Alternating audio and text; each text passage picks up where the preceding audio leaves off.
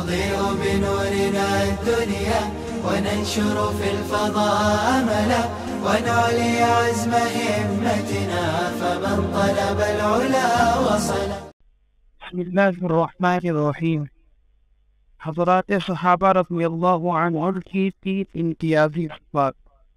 فقیہ الاسلام سیدنا حضرت عبداللہ بن مسعود رضی اللہ عنہ کے ارشاد عالی: من كان محسنا فليستن بمن قد مات فإن الحي لا تؤمن عليه الفتنة أولئك أصحاب محمد صلى الله عليه وسلم كانوا أفضل هذه الأمة أبرأها قلوبا وأعمقها علما وأقلها تكلفا اختارهم الله لصحبة نبيه صلى الله عليه وسلم وإضافة فأعرفوا له فضلهم واتبعوهم على أثرهم وتمسكوا بما استطعتم أخلاقهم وسيرهم فإنهم كانوا على الهدى المستقيم.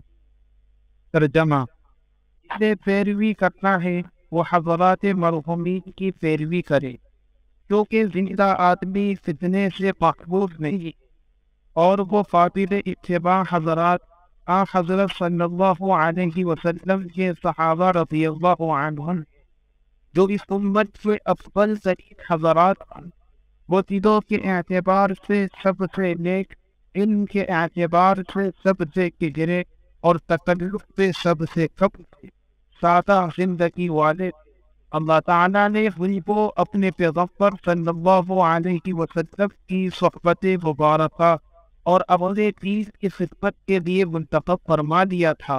لہذا تم خود کی فضیلت کو پہچانو اور ان کے نقش قدم پر چلو، اور تم سے اس قدر ہو سکے ان کے اخلاق فاضلہ اور مبارک سیرت کو مضبوطی سے تھامے رکھو، اس لیے کہ وہ سیدھی راہ پر قائم تھے. اس ارشاد براقی سے معلوم ہوا کہ حضرات صحابہ کرام اگرچہ بے شمار خوبیوں اور صفات جمیلہ سے متصف تھے، لیکن خاص طور سے 3 صفات ان حضرات پہ انتہائی نمایاں اور بنیادی تھی. نمبر 1 دلوں کی نیکی، نمبر 2 علمی تعفف و گہرائی، نمبر 3 زندگی سے سادگی اور بے تکلفی. یقیناً یہ ایسی صفات ہے کہ ہر فرد امت کو انہیں اپنانا اور ان سے متصف ہونے کی کوشش کرنا چاہیے. خصوصاً علماء اور طلباء اگر ان کو اپنے اندر پیدا کر لیں تو ان کی زندگی صحابہ کرام رضی اللہ عنہم اجمعین کی زندگی کے مشابہ ہو جائے اور امت کے لیے وہ ایک بے مثال نمونہ بن کر ظاہر ہو. وفقنا اللہ وإياكم.